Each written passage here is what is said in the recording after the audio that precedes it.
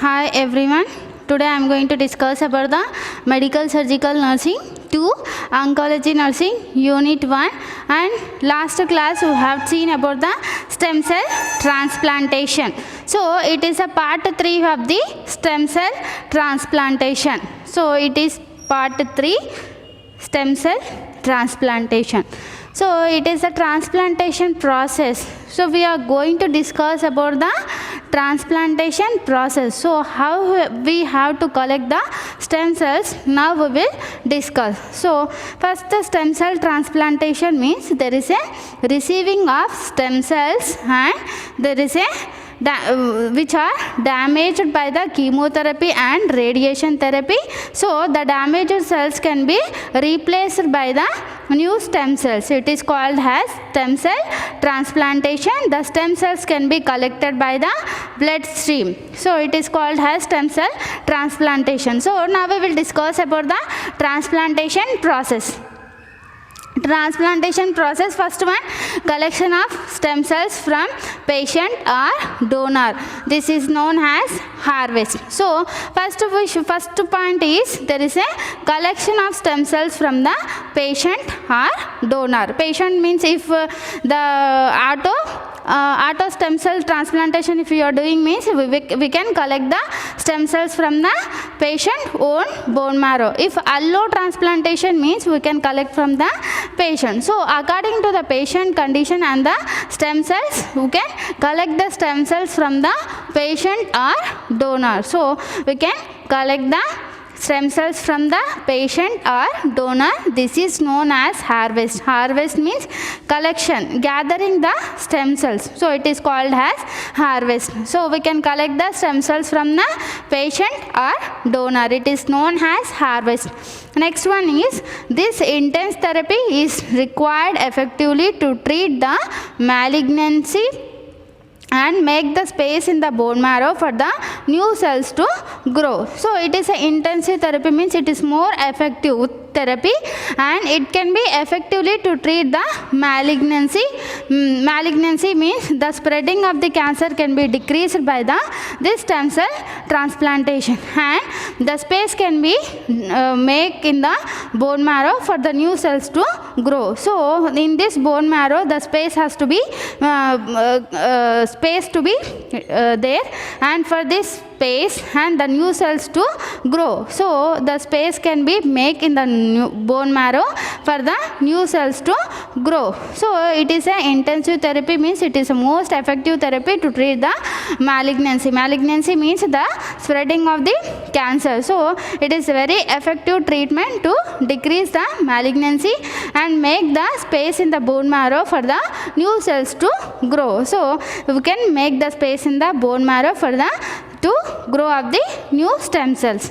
And next one is empty marrow is needed to make the space for the new stem cells to grow. So marrow is a spongy and it is a soft center of the bone. So empty marrow can be needed to make the space for the new stem cells to grow. So for the growing of new stems, the empty marrow can be needed for the stem cells to grow. And after the chemotherapy and radiation are administered, the marrow transplant is given through the central venous catheter into the bloodstream. So after the chemotherapy and the radiation therapy, the stem cell transplantation can have to be do, because the high dose of chemotherapy and radiation therapy, the healthy stem cells can be damaged. So healthy cells can be damaged. Because of this, after the chemotherapy and radiation therapy, the transplantation has to be done, and after the chemotherapy and radiation are administered, the marrow transplantation is given through the central venous catheter. So the transplantation has to be given by the central venous catheter into the bloodstream. So by the central venous catheter we can administer the new stem cells into the bloodstream. So it is one procedure by the central venous catheter, we can administer the stem cells into the bloodstream. After the chemotherapy and radiation therapy, we can administer the stem cells into the bloodstream through the central venous catheter. Next one is, it is not a surgical procedure, it is a similar to receive a blood transfusion. So it is the blood transfusion, the stem cell transplantation, it is not a surgical procedure. So it is similar to the receive a blood transfusion. So how we will do the blood transfusion? Like that only, there is a bone marrow transplantation will be there. So it is a not surgery and it can be done like a blood transfusion. So it is a similar to receive a blood transfusion. How we will do the blood transfusion? Like that only, we can do the stem cell transplantation by the central venous catheter into the bloodstream. So next point is, stem cells begin reproducing and establishing new healthy blood cells. So after the introducing into the bloodstream, the stem cells will be grow and reproducing and establishing new healthy cells. So after the administered into the bloodstream, the stem cells begin reproducing and it will establishing the new healthy blood cells. And next one is, level of healthy blood cells. Low patient healthy blood cells low and patient need to have antibiotics. If the healthy blood cells become low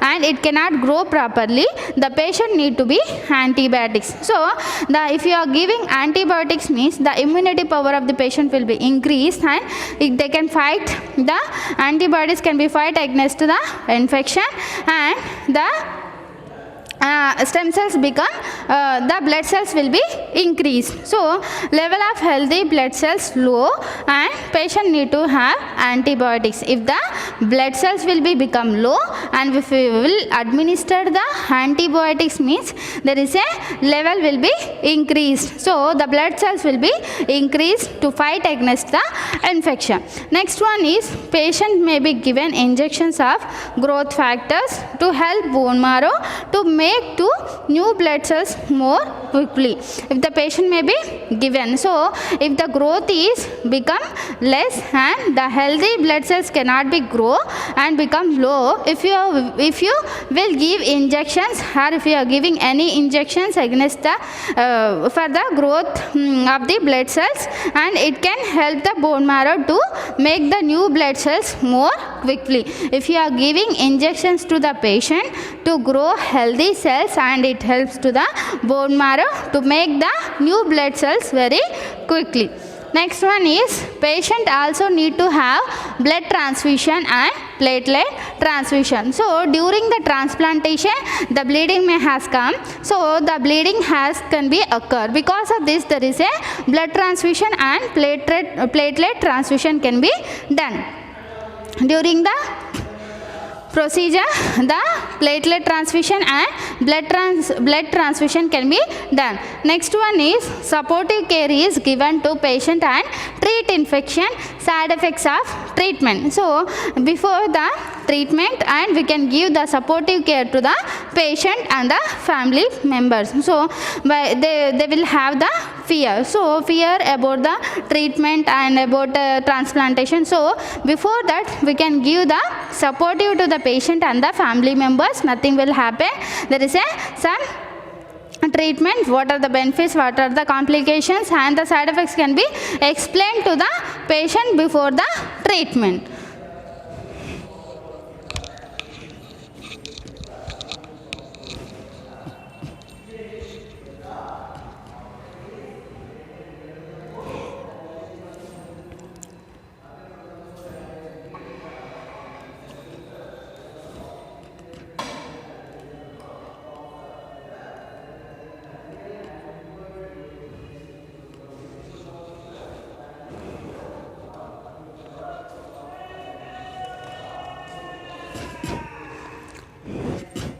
So supportive care has to be given to the patient to treat infection and side effects of the treatment. Next one is complications. Complications include diarrhea and vomiting and poor appetite. So because of the treatment, if you are giving any antibiotics, and because of that patient will have the diarrhea and vomitings. And next to poor appetite. Appetite means there is a loss of hungry, so the patient is refused to take any food. The patient will not show any interest towards the food, so there is a poor appetite. Next one is fatigue.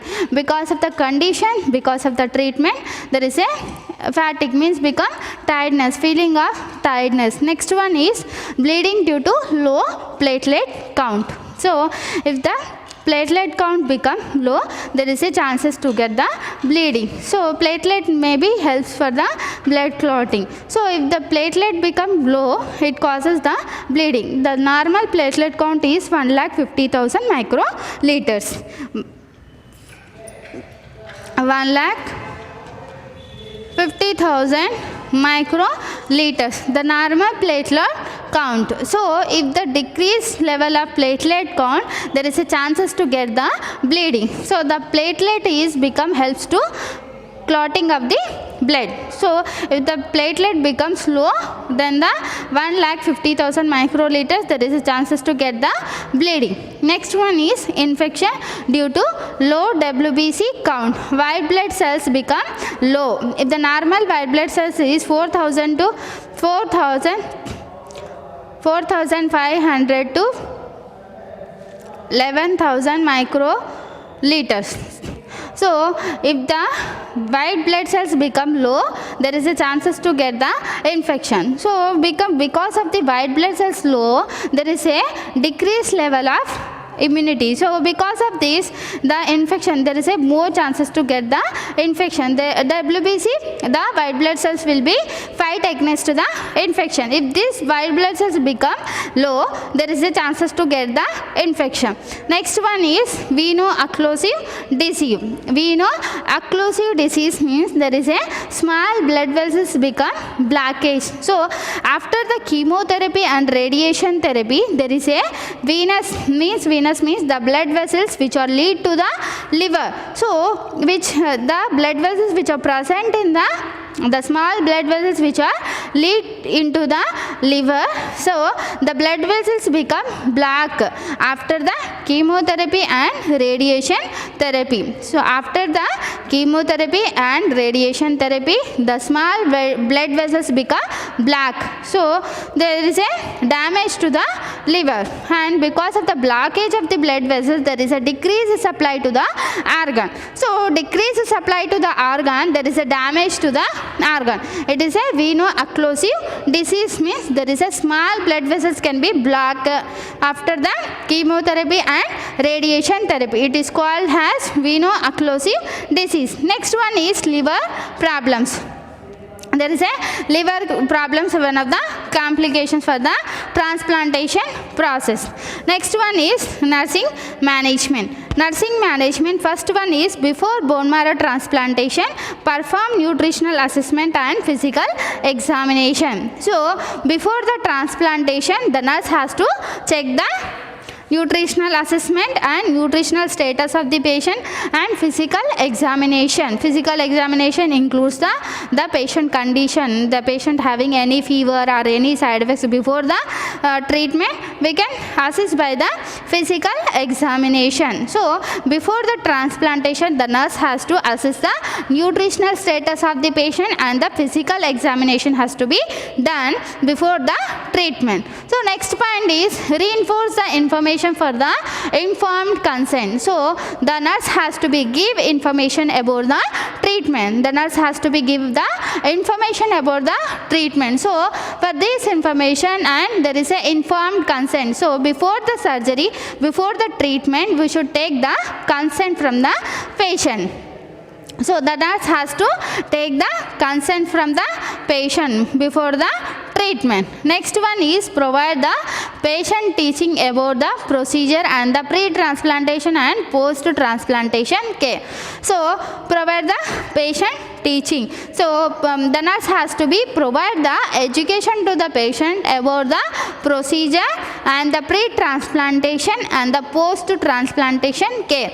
So what are the care before the transplantation and after the transplantation, the care has to be maintained by the nurse. And next one is during the treatment phase, monitor vital signs and oxygen blood saturation. So during the transplantation, the nurse has to be monitor the vital signs. Vital signs includes fever and pulse, respiration and BP. The nurse has to be check the vital signs before the during the transplantation, and the saturation has to be checked by the nurse. And next one is assist for adverse effects of fever, chills and vomiting, hypotension. So during the treatment or otherwise after the treatment, the patient has any complications like fever or chills and vomiting, hypotension, we can assess the vital signs after the treatment. So the nurse has to be check for the adverse effects of the patient. So